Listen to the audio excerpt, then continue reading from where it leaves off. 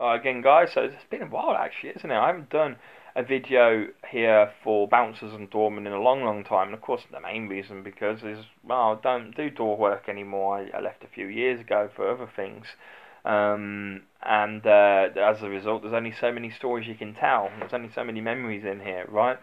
But nonetheless, there are a few videos from time to time that come to my mind on perhaps the skill set, at least, if not stories, that you should learn and develop as a doorman and bouncer. And so really this video is for those who are aspiring to become a doorman and want to know the sort of skills that you should know.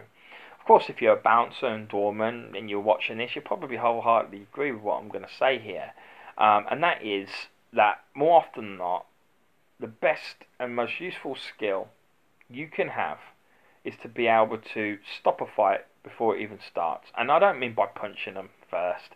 I mean by talking the arseholes, so we call them, talking the arsehole out of it before they can throw a punch. Just talk them out of it. Okay, a bit of bants, a bit of banter, and can always do it, But it's a very, very important skill to be able to, what's called, the official term is de-escalate the situation. Okay, you need to be able to de-escalate the people that are trying to confront you and do it in a non-violent method. Now, there are several reasons why you should master this skill. Firstly, professionalism. You've got to understand that you are working for a business, a bar or a nightclub most of the time. They're the places that I worked at, including strip clubs and stuff like that. But generally speaking, they're the kind of places that you're going to work for. These kind of places have hired you not only to protect their property against damage and their customers, but also they've hired you to maintain a certain atmosphere and environment that is welcoming to customers, that wants to keep the customers makes the customers want to stay in there and spend more money on alcohol or whatever else it is that they're buying from your boss, essentially. Okay? And if you are getting into fist fights 2-3 times a night in situations where you didn't have to get into a fist fight 2-3 times a night, because you shouldn't have to fight that often. The simple fact is, if you're doing that, you're going to scare off a certain number of your customers. They're not going to come back to the venue. And if that venue goes bust because no one's coming there, you're out of a job. So it's simply professionalism, more, if nothing else, is an important reason to learn and develop the skill of talking people out of fights. Don't fight people for your ego. Some people go on the doors because they want to fight. They're the wrong people to have on the doors. You want people on the doors who are willing to fight, if needs be, but you want them to be able to end more fights than what they start. Let's put it that way. Okay. My old head doorman, I must admit, he had a bit of a short temper, and he just didn't suffer fools. He didn't suffer idiots. And if you got on his nerves, he'd bang you out. He'd choke you out or something along those lines. He would just get up in your face and confrontational and really try and intimidate you, even if there was no reason to do that. Even if the person was like running a million years try and cause trouble, he would sometimes get in their face. He was a good doorman, but sometimes it did feel like he was starting more fights than what he was ending. But I suppose, in many ways, I would not judge him negatively for that, because the door where he worked, which I worked for him in, was rough. It was one of those places where, to be frank, he did end up having at least one fight every week. When I say a fight, where you have to get into a fist fight to end it, not just dragging people out. You drag people out almost every night, but where you actually have to have a good proper old fist fight once or twice a week. The pub down the road where I worked was rougher. That was like 3 fights pretty much every night, but at least a fight a night almost in many ways. But anyway, I'm getting off topic. As I'm saying, the sheer professionalism of it alone is an important thing or reason to learn the skill. Okay? The other reason is, generally speaking, as a doorman, you earn okay money, but let's be frank about it, you're not getting paid enough to become a human doorman. As a human, or human doorman, of course you're a human doorman, a human punch bag. You're just not getting paid enough to get punched all the time. And so, quite frankly, as a result, it's an easier way to make money. If you can get money without having to fight, then surely that's the optimum situation, right? Getting paid to do not a lot, or well, the minimum, which is just keep people calm. That's a great screw. I'd take that. Yeah, no doubt, right? But of course, then the third and final reason to develop a skill and learn it is the legality side of things. Just because you're a doorman doesn't make you a policeman. Okay, um, you are a member of, you are subject to the same laws as everyone else as a doorman. So if you go punch someone, that's assault. Okay, now it could be self-defense if they throw the punch first and all the rest of it, but nonetheless, and it happens a lot. Doormen do get taken down to the police station, arrested, and charged with assault because not because even if it's frustrating. I don't really want to talk about that bit, but it is frustrating. You see a lot of good doormen who have hit someone because that person needed hitting, because they were potentially dangerous, and they're the ones who get done because they've won the fight. That's all. And so, really, from the legality side of things, you need to protect yourself. The fewer fights you get in, the better. The less chances there are of you getting in trouble. And let's put it this way. I learned early on, because I've been taken down the station a couple of times, not arrested, but interviewed and stuff like that.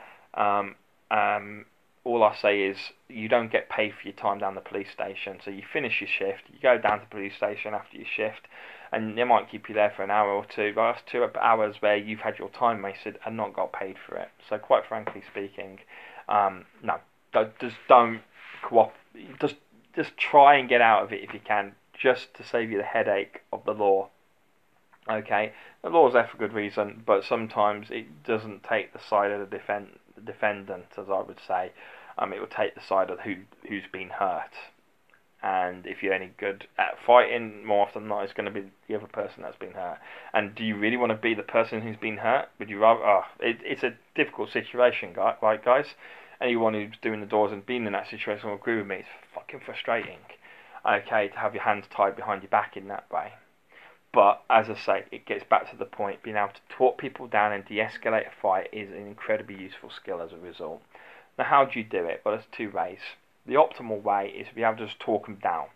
You can do this in a variety of different manners. You can use humour, banter. If they're trying to do it, you can just take the piss out of them, humiliate them in their own little way. Okay, that can provoke them to a point, but if you do it in a funny, manner where you're humorous, but you're standing your ground. I mean, the most important thing is, I say, is when you're talking to people down, okay, is you stand your ground. You're the doorman. What you say is what's done. It's as simple as that. You're setting the rules, not them. They're the customer, okay, but you control the flow in and out of the club. If you're not letting them in, and you've got good reason, or you don't need good reason, if you're the doorman, you decided they're not coming in. That's it. That's it. They can't convince you any other way, okay? That's the law, so to speak, in this situation. It's not the law, but you know what I mean. As far as you're concerned, that's the law. You're not coming in, and that's that. Or if you've got rid of them, and you're not coming back in. Okay, and you need to stand firm. You cannot bend in that manner. You need to stay as firm as possible on your decision.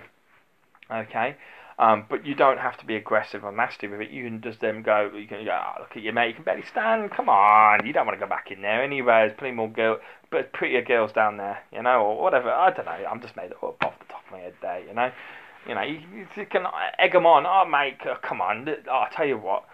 Drinks are real cheap down there. Why don't you go down there or something? It's a good place. It'll be all right. Just I'll tell you what. You can almost almost negotiate with them. So you can go like, I'll tell you what, mate. If you behave, and I won't slap, I won't spank you then, yeah. But if you behave, then I might let you in next week. I might forget what you've done tonight or something. If they haven't been done something too seriously, or something. I don't know. I'm just making it up, but you know how you can see where you can just go with things and try and make it sound like you're friendly, that you're almost doing them a favour. That's a good way of doing it. Do them a favour in their head. You're kicking them out, or you're not letting them in, but make it feel like you're doing them a favour, that you're sending them somewhere better, right? But sometimes you just have to when they're starting to get that can disarm them. That can disarm their sort of their aggression towards you. They can have a bit of a laugh with you. Because bear in mind, half the time they're drunk, so they're going to be in that kind of state where they're going to be jolly anyway. And you know, the other, of course, variation is if that they're on drugs. Depending on what drugs they're on, changes the way you deal with them. If they're on MDMA or weed, they're probably going to be quite friendly, to be honest. It'll be okay. You do the humour things and be nice to them, get rid of them, and we'll calm them down. But they're probably not going to be wanting to fight you on those drugs anyway. It's the coke that you need to be aware of, because of course that's going to make them aggressive, and it's actually hard to talk people out on coke. In which case, I'd be prepared to get into a fight. People on cocaine are a hard one, and the only way to really deal with people on cocaine is not to humour them. Use humour, not to use or banter, whatever, not to negotiate with them, negotiate them down. Mate, don't get angry. Come on, go, whatever. Like the situations I've just gone through, is intimidation. Sometimes you just have to intimidate the person. Now that is a skill in its own right. It can be very hard to be scary for some people. It helps if you've got physicality about you, if you're bigger than them, stronger than them, more scars than them, more ugly than them, whatever. You got a nasty, big, booming voice, whatever. If you have a presence for one reason or another, then you're going to be able to intimidate people a lot easier. But, some people have a heart of a lion, right? And especially, as I say, on drugs like cocaine, they can be very confrontational, but my best successes with cocaine, I must admit, is I don't negotiate. I don't be nice with them. I will just simply intimidate them. I will be nasty. I'll say, you fuck off now, or whatever it is. I don't want to, whatever. You use your own words. Insert bleep bleep bleep there and bleep bleep there. That's how you deal with the hardest of customers. You intimidate them, but that's your last case. So that's your last resort before banging them. Okay, intimidation is always the last thing you use. As I say, you can use humour, you can negotiate with them, or you can simply be firm. And by that, what I mean is, you're the doorman, they're the customer, but they're only the customer when they're inside the pub. They're just a member of the public when they're outside that door. So if you've not let them in, or you've kicked them out, they're no longer a customer. They're no longer paying your boss money, and as a result are not contributing to your wages in any way whatsoever.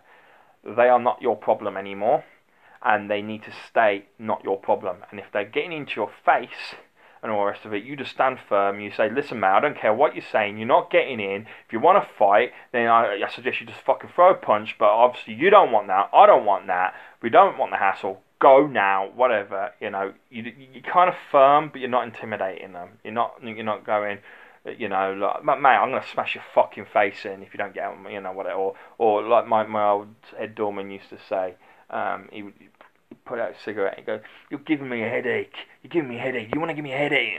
Like that, This is when he would start to really, and then he'd, close the distance on them a little bit and try to use his physicality to intimidate them. We're not getting to that stage. You can see how it's evolving. It's going from nice and friendly to, mate, just whatever, go away, don't joke around. You don't want to take us on, sort of thing. To negotiate. Well, come on, mate. There are better things to do. Why don't you go, elsewhere because of this and that? Okay, and then of course you've got firm and you've got intimidation. This is the sort of stages in which it will crank up. Now you might have to go straight into intimidation, as I say. So on cocaine, you're probably going to have to go straight to intimidation. But using intimidation on a drunk who's, a little bit, what'd you throw me out for? Yeah, oh mate, come on, look at you, you haven't even got a card, put it down, whatever, come on, go on, mate, we can't let you back in, you're too drunk, you understand that, it's just my job, I got to get rid of you if you had too much to drink, come back next week. You can see how you can just turn it, you de-escalate it you put it down the stages. That's what you need to learn. And you need to learn this skill, guys, as quickly as you can. If you're about to go on the doors, you can practice, make with your mates. But it's a skill you need to learn. And the best way to practice it, if I'm honest, is to get on the front door, which you might not be put on straight away. if you're new on the job and you've got a big door team. But when you're on the door, one, your mates, the other doorman, will probably be having a bit of a banter with you anyway, so you're getting used to hearing the cracking of the whip, verbal whip, so to speak, between yourselves, and you'll be learning to talk to customers, and you can observe those who are just more experienced to you. Okay, but then obviously practice it by talking to customers, and just learning to have a conversation in some ways, because the same skills that allow you to get on with someone who are friendly are transferable to some way, to dealing with people who are not as friendly. It's just a slight modification of how you use the skills to talk. That's it. Nice one, guys. I will see you soon. I don't know when I'll be doing another video for the Doorman series. I don't work as a doorman anymore, but I do have a martial arts series that if you guys are on the doors or learning to become a doorman or whatever, and you want to, see some extra defense techniques, or how I would fight, just even if it's just for entertainment purposes, then please check out my martial arts Big Al's Real Fighting playlist series here on House of Devlin. That's one, guys.